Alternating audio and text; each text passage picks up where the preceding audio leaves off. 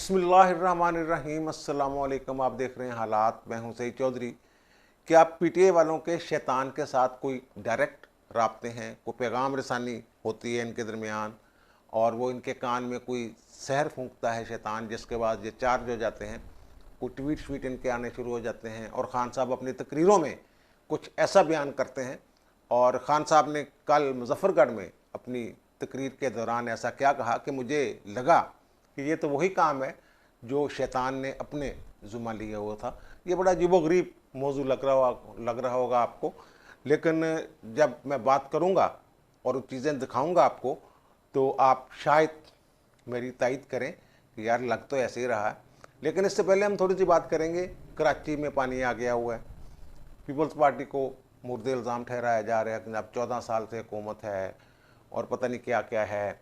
कभी वहाँ वो कचरे का मसला बन जाता है, कभी वो नालों के ऊपर जो तजावज़ात हैं उनका मसला बन जाता है, कभी कोई, ये अकेली पीपल्स पार्टी का मामला नहीं है। बीच में जो मुकामी हुकूमतें वो भी रही हैं, मेयर शेर भी रहे हैं और इख्तियारात भी रहे हैं उनके पास, लेकिन मामला नहीं सही हो रहे थे। बहुत सारे लोगों का इसमें वो जो कसूर जो है वो बहुत सारे लोगों का है, गफलत है बहुत सारे लोगों की, ये बात मानते हैं। लेकिन सिर्फ कराची ही क्यों, बलूचिस्तान में बारिशों ने कितनी तबाही मचाई है। गाँव के गाँव जो हैं वो बह गए हैं पानी में। केपी का जिक्र ही नहीं कर रहे खान साहब। उनके मुंह से एक लफ्ज़ नहीं निकला। सवाबी, टांक, डेरा इस्माइल खान, कई ज़िला वहाँ जो तबाही हुई है पानी से, सवाबी तो सुना है वो डूब ही गया है तकरीबन, इस तरह के जरूर। लेकिन सिर्फ कराची, क्योंकि वहाँ पीपल्स पार्टी की हुकूमत है और जो एडमिनिस्ट्रेटर हैं इस वक्त वो पीपल्स पार्टी के हैं, तो मुकामी हुकूमत है कोई नहीं। तो जितना जोर डालना है डाल दें उसके ऊपर। बड़ा शहर है, मीडिया की आसानी से रसाई है वहाँ तक, तो कर लें जो करना। अच्छा, ये सिर्फ मैं समझता हूँ ये पीपल्स पार्टी का कसूर नहीं, ये खान साहब का भी कसूर है। आप हैरान होंगे कि मैं हर जगह खान साहब को कैसे ले आता हूँ।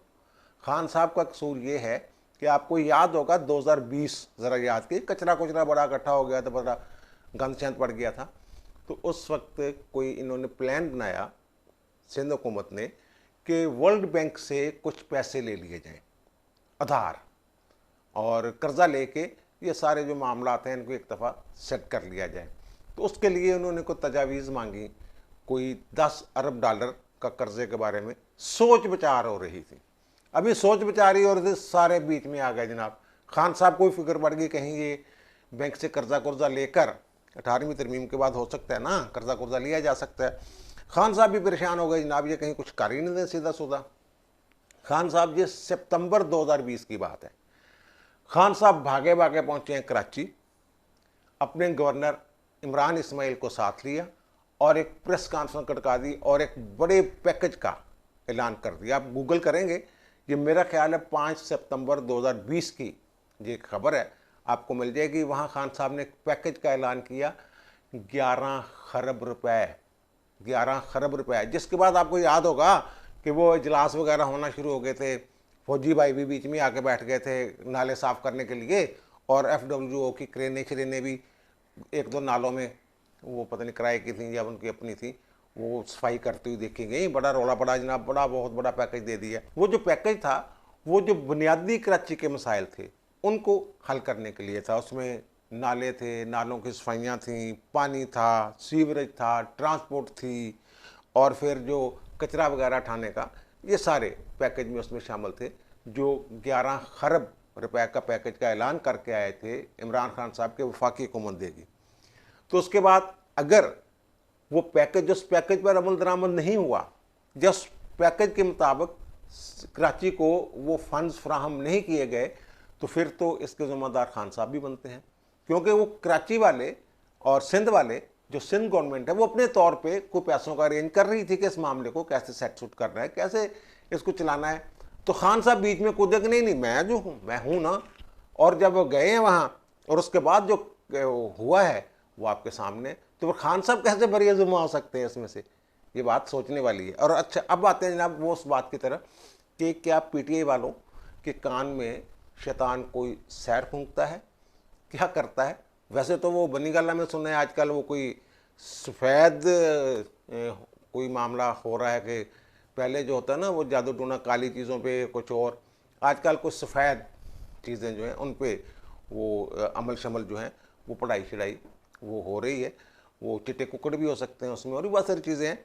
और सफ़ेद लिबास जो भी वहाँ फिरे, बैरिश से लेके घर के मालिक तक, वो सारे जनाब इस वक्त से इस वक्त तक सफ़ेद लिबास पहनेंगे। जो भी इस तरह की, ये तो वैसे ही बातें बनी होती है ना, वो एम को बस अंदाजे लगा के टेबल लगा के जनाब सारे सफ़ेद हो फिर देने, हर चीज़ सफ़ेद आ रही है करते हुए। तो ये इस हवाले से। लेकर ये जो शहर वाली बात मैं कर रहा हूँ, ये आपने ट्वीट देखे होंगे शहबाज गिल साहब के, और शहबाज गिल साहब ने सलीम साफ़ी को निशाने पे रखा हुआ है।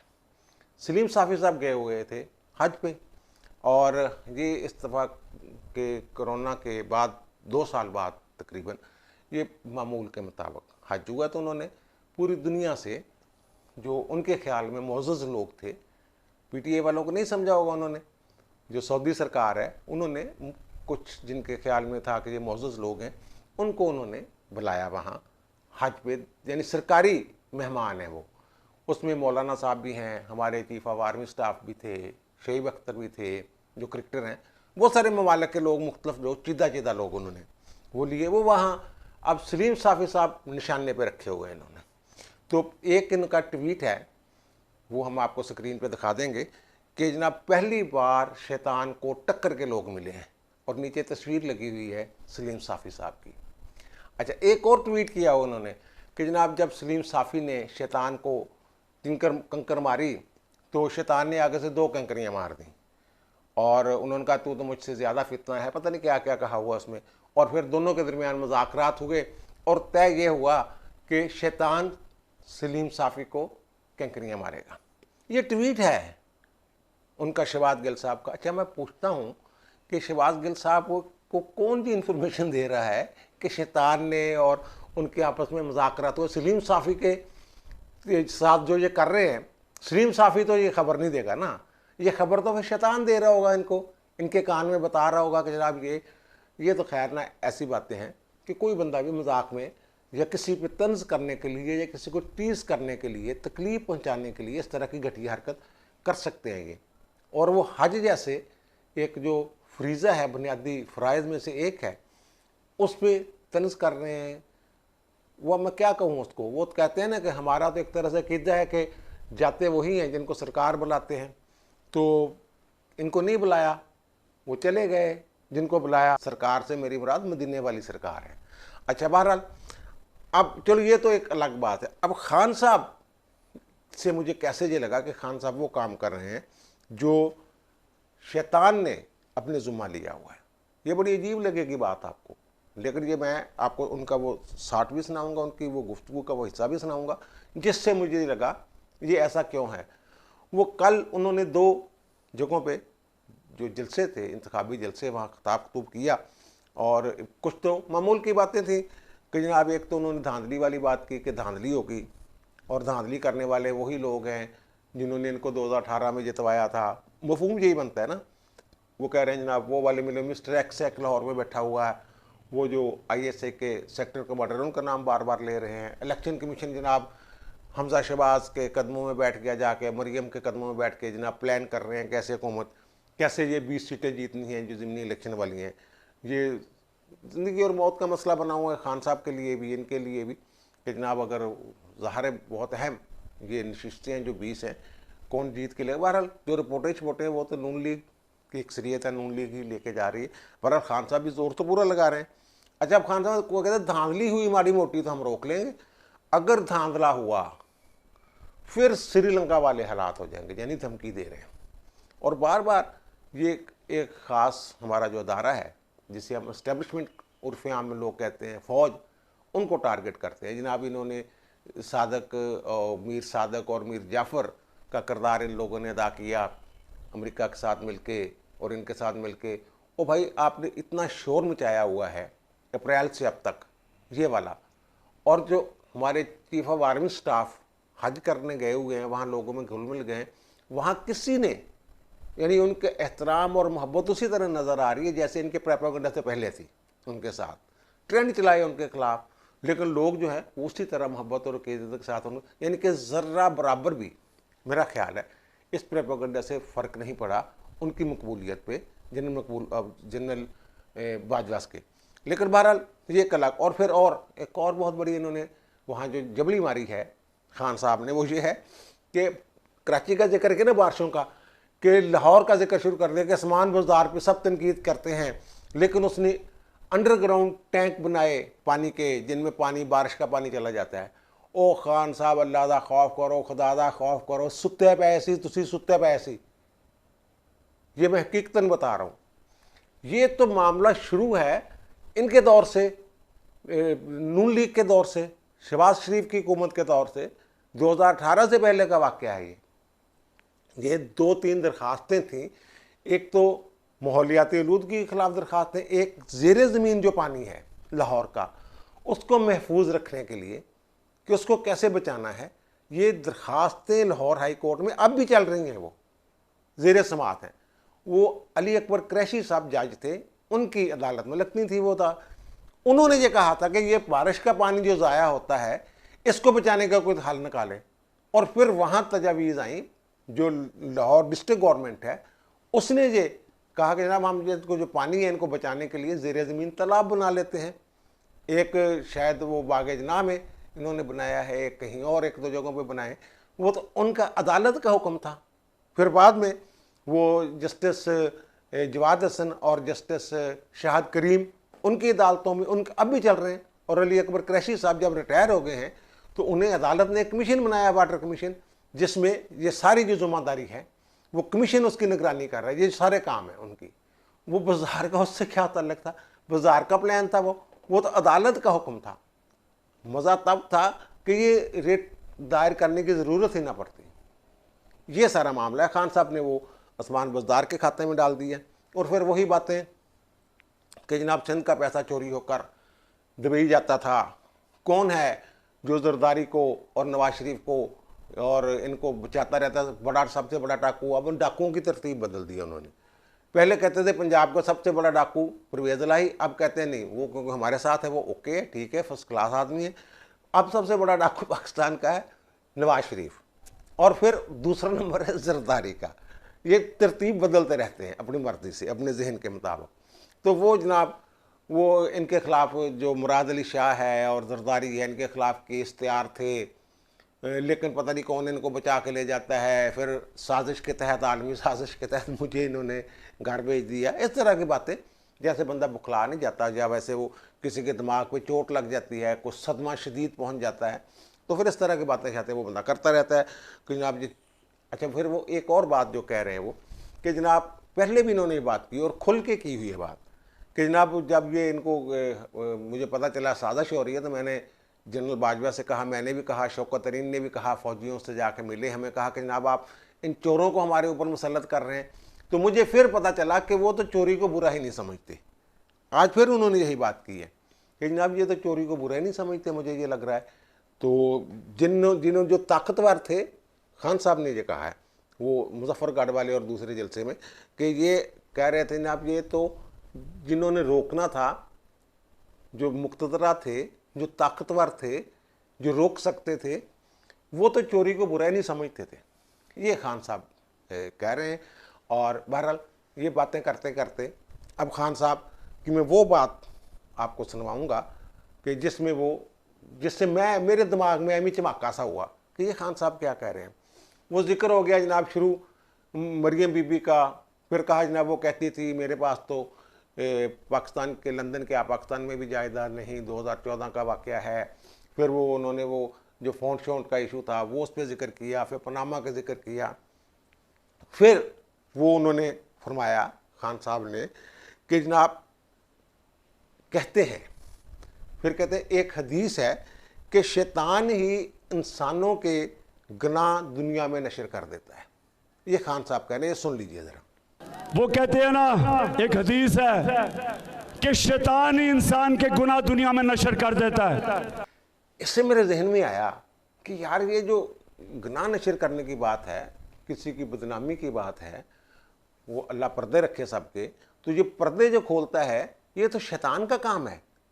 और खान साहब 2010 से एक ही तकरीर जो है रटी हुई इन्होंने, और वो वही तकरीर कर रहे हैं आज तक कि ये चोर हैं, ये डाकू हैं, ये करप्ट है। वो सारी बातें जिन्हें हम जायज़ भी मान लें, तो खान साहब के बकौल शैतान ही इंसानों के गुनाह दुनिया में नशर कर देता है। यानी खान साहब ने जो नशरियाती ज़िम्मेदारी है, खान साहब ने अपने सर ली हुई है। ये उन्होंने कहा है, अभी आपने सुना खान साहब ने कहा है कि मैं अपनी तरफ से नहीं कह रहा, खान साहब कह रहे हैं कि हदीस में है, और खान साहब वही काम कर रहे हैं जो इस हदीस के मुताबिक, खान साहब की बयान करदा हदीस के मुताबिक शैतान का काम है कि वो लोगों के गुनाह जो है वो नशर करता फिरता है, दुनिया में नशर कर देता है। ये खान साहब कह रहे हैं।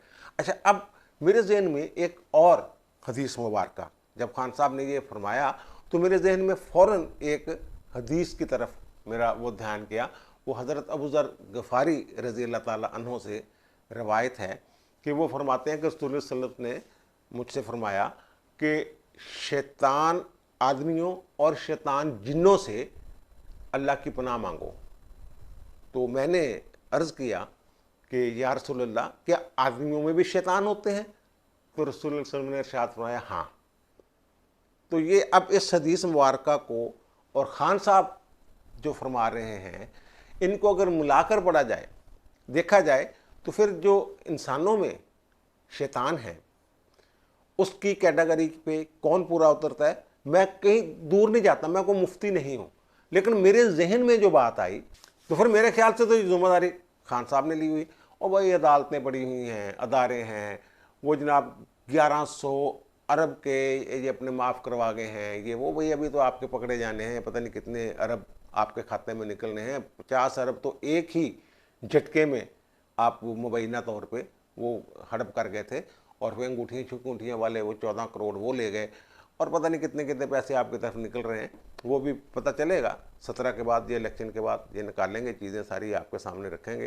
तो ये इससे मैंने अंदाज़ा लगाया कि या तो इनकी शैतान के साथ कोई बड़ी गाड़ी चिंती है कि शहबाज गिल के कान में भी आके बता देता है कि जनाब मैंने सलीम साफ़ी ने कैंकर मारी तो मैं गुस्सा किया। ओ भाई, गुस्सा शैतान ने करना तुसी क्यों करी जा रहे हो?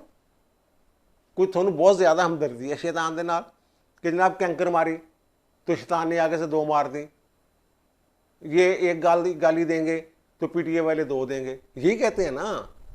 वो इस तरह की बातें भी करते हैं ना कि जनाब वो कहते हैं कि महज़ब अंदाज क्यों, खान की जब इज़्ज़त का मामला हो, खान के दिफा का मामला हो, तो फिर मैं वो तहज़ीब भूल जाता हूँ। इस तरह की बातें की हुई हैं इसने। तो यही अब शैतान को कंकर लगे तो इनको भी फिर तकलीफ़ हुई। तो ये और खान साहब जो मुजफ्फरगढ़ ज़िला मुजफ्फरगढ़ वाला जो जलसा है, उसमें खुद कह रहे हैं कि जनाब शैतान ही इंसान के गुनाह दुनिया में नशर कर देता है।